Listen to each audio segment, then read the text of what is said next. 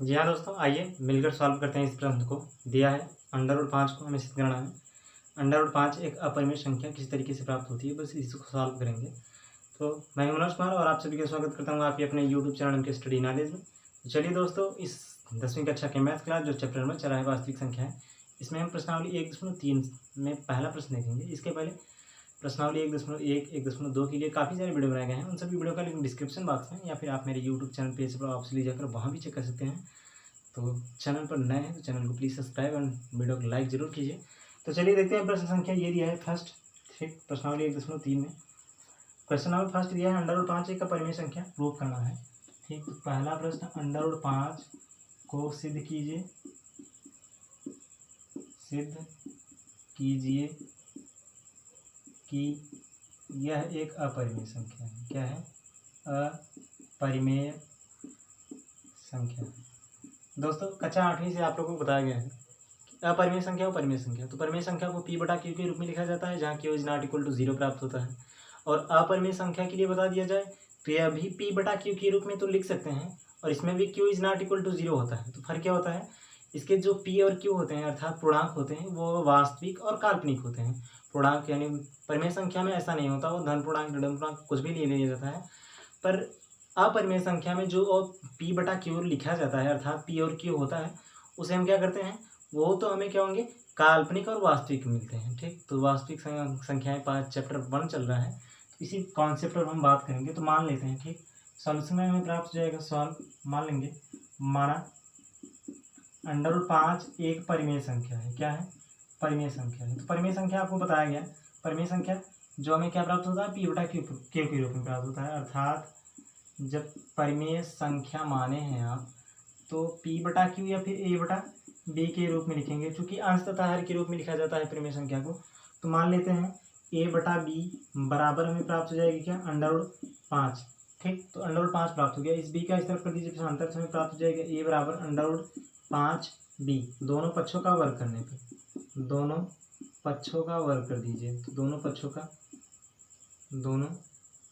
का वर्ग करने पर, और जे a और b माना गया है परिमेय संख्या। ठीक, यहाँ अतः a और b एक पूर्णांक है। ठीक, क्या है? एक पूर्णांक है तथा a और b सहअभाज्य संख्या है। सहअभाज्य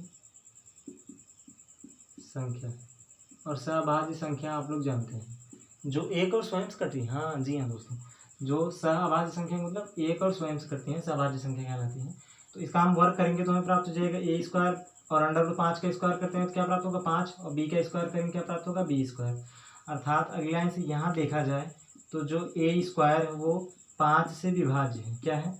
विभाज्य, अर्थात इसे विभाज्य किया जा सकता है, 5 से विभाज्य है तथा या इसलिए a भी 5 से विभाजित होगा। क्या होगा? a भी 5 से विभाज्य है।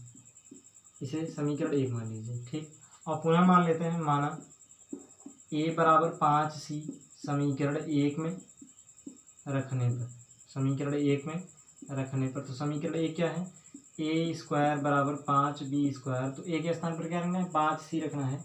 तो फिर से प्राप्त हो जाएगा a² बराबर 5b²। a के स्थान पर रखेंगे 5c, a बराबर 5c, तो a के स्थान पर रखेंगे 5c का होल स्क्वायर इक्वल प्राप्त होगा 5b का स्क्वायर।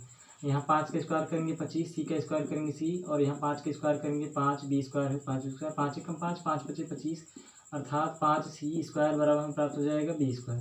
तो यहाँ भी देखिए b² 5 से विभाज्य है। ठीक, क्योंकि पक्षांतर कर देंगे तो विभाज्य में प्राप्त हो जाएगा। तो 5 से विभाज्य है, अतः या b भी 5 से विभाजित होगा, 5 से b भी 5 से विभाजित होगा। यहाँ देखिए a और b क्या हो रहे हैं, 5 से विभाजित हो रहा है। क्या? a और b 5 से विभाजित हो रहा है, जबकि a और b को माना गया है सहअभाज्य संख्याएं हैं, और सहअभाज्य संख्याएं क्या होती हैं, एक और स्वयं से कटती हैं। तो 5 से यहाँ कट रहा है, अर्थात जो सहअभाज्य संख्याएं हैं यहाँ नीचे नीचे आप लिख सकते हैं कि ये जो संख्याएं ए और बी 5 से विभाजित हो रहा है, ठीक, ए और बी दोनों 5 से विभाजित होती हैं। क्या? 5 से विभाजित होती हैं। अतः ए और बी को सहअभाज्य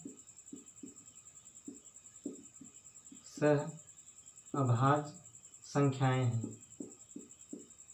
क्या है? सहअभाज्य संख्याएं हैं।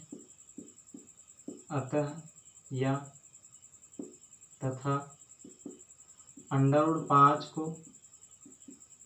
एक परिमेय संख्या मानना गलत है। ठीक, मानना गलत है। अतः √5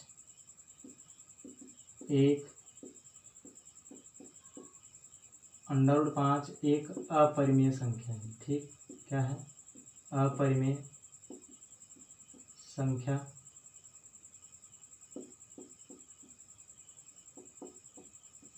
√5 एक अपरिमेय संख्या है। तो देखिए इसमें करना कुछ नहीं था, √5 को एक अपरिमेय संख्या मान लिया गया जो a/b के रूप में लिखा गया, और जहाँ a और b क्या थे? पूर्णांक थे। और a और b, ठीक, यहाँ b नहीं लिखा गया है, सॉरी, तो b लिख लीजिए। a और b सहअभाज्य संख्या है, और आपको बताया गया सहअभाज्य संख्याएं एक और स्वयं से करती हैं।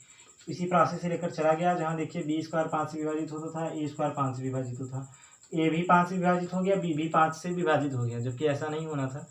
तो ये हमें प्राप्त हो जाएगा क्या? a और b दोनों 5 से विभाजित होते हैं, अतः a और b को सहअभाज्य संख्याएं हैं, तथा √5 को परिमेय संख्या मानना गलत है। चूंकि परिमेय संख्या नहीं मान सकते तो क्या प्राप्त होगा? √5 एक अपरिमेय संख्या। इसी को हमें क्या करना था? प्रूव करना था। ठीक, तो ये हमें क्या हो गया? प्रूव हो गया है।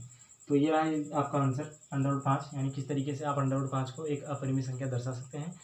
तो इसका सॉल्यूशन है। आपको ये सॉल्यूशन कैसा लगा कमेंट सेक्शन में जरूर बताइएगा, और इस तथ्य को आप लिखना चाहते हो तो वीडियो को पॉज कर लीजिए, या फिर इसका स्क्रीनशॉट आप ले सकते हैं। बढ़ते हैं अगले प्रश्न की संख्या की ओर। ठीक, तो अगला जो प्रश्न संख्या दिया है इसे मिटा दिया जा रहा है, आप वीडियो पॉज करके लिख लीजिए। ठीक, और उम्मीद करता हूँ कि आप जरूर लिखेंगे, ऐसा काम जरूर करेंगे। ठीक,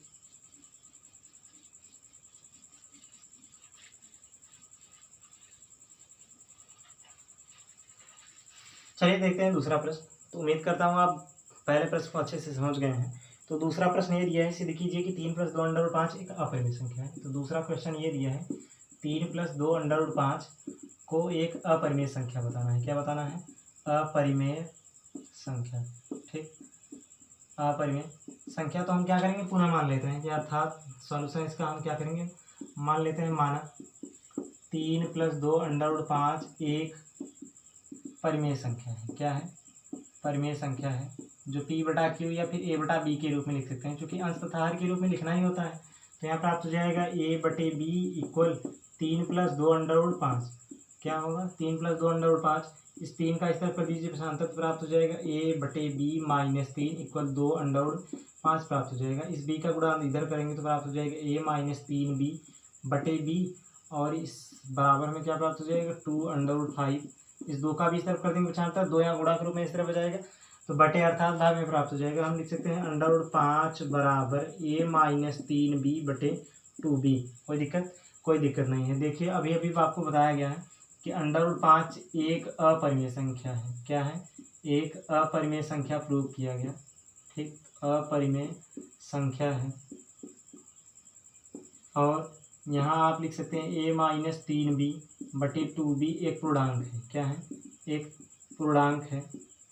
ठीक, तो पूर्णांक अगली लाइन से, और ये आप एक नोट करके लिख भी सकते हैं, या फिर आपको पता होगा कि प्रत्येक परिमेय संख्या अपरिमेय संख्या के बराबर नहीं होती। प्रत्येक अपरिमेय संख्या परिमेय संख्या के बराबर नहीं होती। तो हम लिख सकते हैं कि अपरिमेय संख्या जो है वो इस पूर्णांक अर्थात a -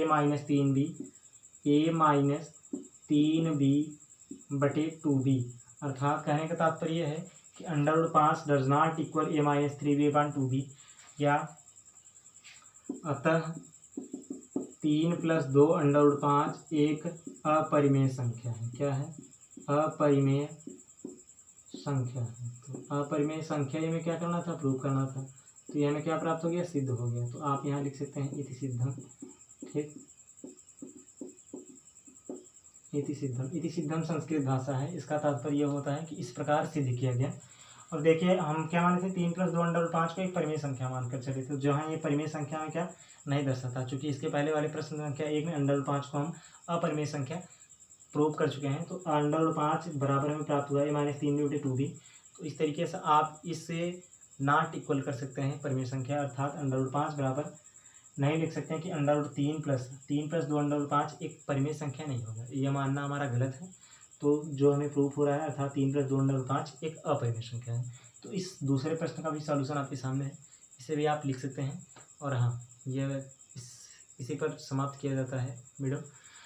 आपको वीडियो कैसा लगा कमेंट सेक्शन में ज़रूर बताएं, और वीडियो को लाइक शेयर जरूर कीजिए। और आप मेरे चैनल पर पहली बार आए तो चैनल को प्लीज़ सब्सक्राइब अवश्य कीजिए। मिलेंगे आपसे तीसरे क्वेश्चन में। ठीक, तो तीसरा प्रश्न देखना है तो चैनल को जरूर सब्सक्राइब करें। थैंक यू दोस्तों।